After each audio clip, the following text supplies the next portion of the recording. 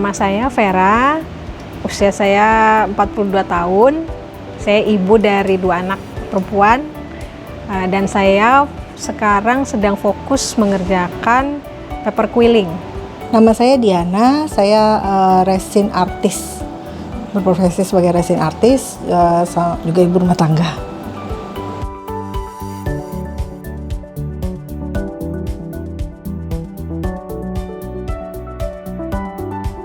Resin itu kan cairan kimia ya.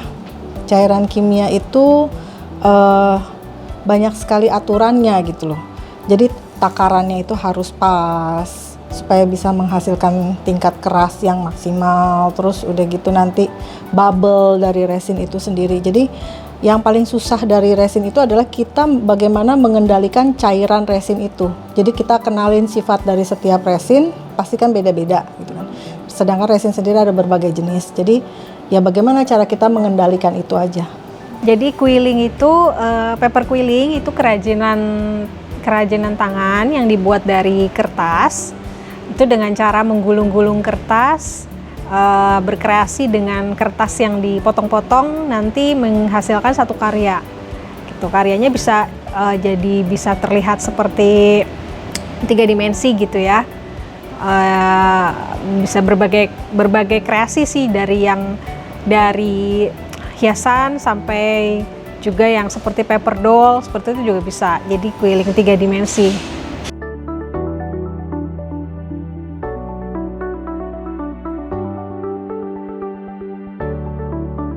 Sekitar 6 tahun lebih ya udah mengerjakan paper quilling ini. Itu sejak waktu pertama kali resign dari kantor gitu. Jadi sebelumnya saya kerja di bank, terus saya dengan berbagai hal, berbagai pertimbangan memutuskan resign dari kantor dan menekuni paper quilling ini. Saya dari dulu tuh dari zaman sekolah memang suka bikin ya, kreasi kartu, terutama kartu ucapan gitu. Nah, paper quilling ini saya nggak dengan sengaja memilih paper quilling gitu, hanya memang pas saya kerjain, saya berkreasi, ternyata apa yang saya lakukan ini bisa disebut sebagai paper quilling. Ya, akhirnya dari situ saya mulai lihat-lihat ya di Google gitu ya, di Pinterest, googling. Saya coba lihat-lihat, mulai bereksplorasi sih gitu, bereksplorasi sendiri tadinya hanya untuk bikin sendiri atau untuk dikasih. Misalnya dikasih ke teman gitu ya, hadiah ulang tahun atau hadiah apa.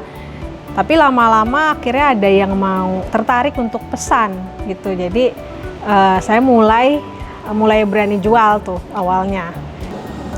Awal-awal dari suka resin itu di tahun 2020. Sebelum pandemi itu saya sudah mulai ada kejenuhan yang saya pikir daripada hanya bekerja gitu kan. Apa sih hobi yang bisa saya buat gitu. Nah, terus saya mulai tuh lihat ke resin.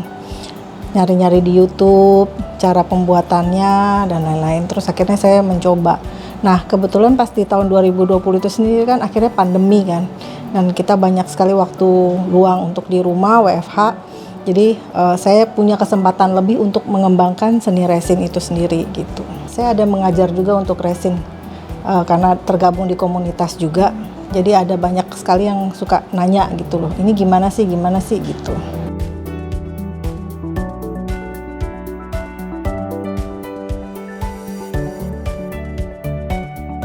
Kesulitan berkarya di dalam resin itu sebagai wanita, sebenarnya resin itu butuh proses finishing.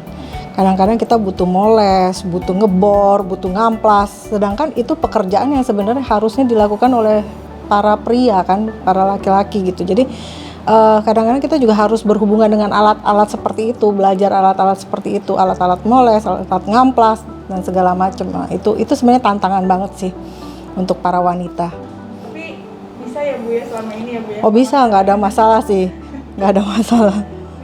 Kalau sebagai wanita, sebenarnya gini, kalau di dunia seni saya sendiri sih nggak merasa mendapat ada kendala gitu, tapi mungkin lebih ke sebagai peran sebagai ibu aja ya, karena kan ya harus bisa membagi waktu antara berkarya dengan dengan segala urusan rumah dan anak-anak gitu. Jadi ya itu mungkin tantangannya hanya di situ sih, hanya membagi waktu aja gitu, gimana supaya ya kita bisa karya kita ini nggak mengganggu tugas sebagai ibu juga gitu.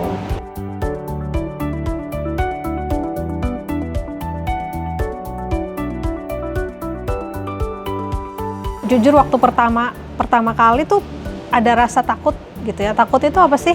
Takut karyanya nggak cukup bagus gitu. Takut nggak disukai sama orang. Karena kan awalnya hanya bikin untuk diri sendiri gitu. Saya takut awalnya saya nggak berani untuk pasang di media sosial gitu. Takutnya nanti nggak ada yang suka atau dianggap nggak bagus, dianggap nggak worth it. Akhirnya saya jadi demotivate kan. Tapi tahap pertamanya itu yang harus dilewatin gitu, bahwa jangan takut dinilai jelek selama kita melakukannya itu dari hati gitu ya, mengerjakan karya itu dari hati. Kita nggak usah peduli dulu orang lain akan suka atau enggak gitu. Yang penting kitanya puas dengan hasil karya itu, nggak apa-apa, kita coba dulu gitu. Itu biasanya yang bikin takut ya pertama kalinya gitu. Takut nggak disukain, takut kalau misalnya mau coba jual, takut nggak ada yang beli, takut nggak dihargain gitu, malah takut dikritik mungkin. Nah itu yang lebih jauh lagi gitu. Itu yang pertama sih harus dicoba dulu aja. Menurut saya tuh seni itu kan mengekspresikan diri ya, bisa dalam bentuk gerakan, tarian, atau enggak hasil karya dari resin dan lain-lain, lukis dan lain.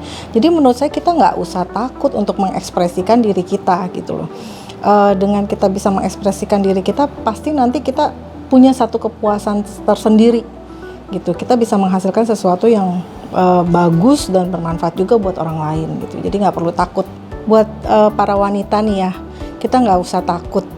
Yang paling penting itu adalah mencoba. Kalau kita nggak pernah mencoba, kita nggak akan pernah tahu kita bisa atau tidak. Setelah kita mencoba, kalaupun itu gagal, kita nggak usah takut untuk mencoba lagi. Karena menurut saya hasil itu tidak mungkin dikhianatin gitu sama usaha kita gitu kan.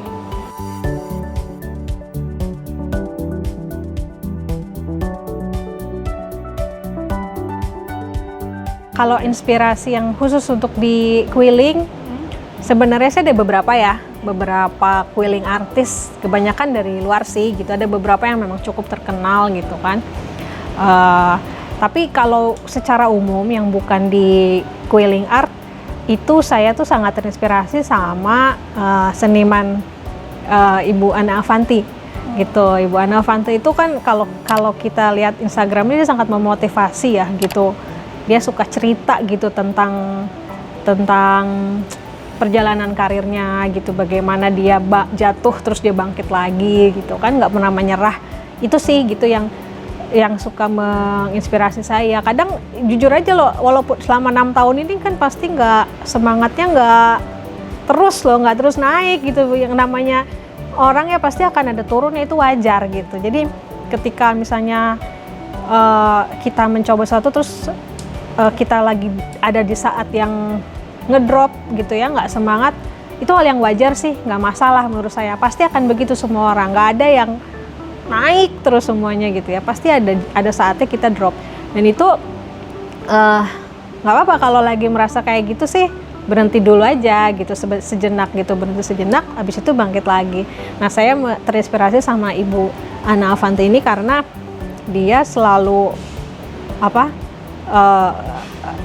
pokoknya ya ketika jatuh dia suka cerita gitu kan ya di medsosnya, bahwa ketika jatuh bangkit lagi aja gitu. Jadi itu sih yang suka mengingatkan saya gitu. Tapi kalau secara khusus di quilling sih saya lebih terinspirasinya dari karya-karyanya gitu ya, dari karya-karyanya. Nggak kalau dari personalnya kan kurang tahu gitu ya, kurang banyak informasi gitu. Tapi kalau dari karyanya mereka ya ada beberapa gitu yang saya cukup terinspirasi. Itu salah satunya tuh yang mungkin yang paling terkenal tuh Yulia Brodskaya ya, dia dari Rusia gitu. Itu karya quillingnya dia tuh di luar yang nggak umum gitu, maksudnya kelasnya udah beda gitu. Paper art yang Dia kayaknya terus mengeksplor hal-hal yang baru yang beda dalam skala-skala besar gitu sih. Itu yang saya lihat dari dia.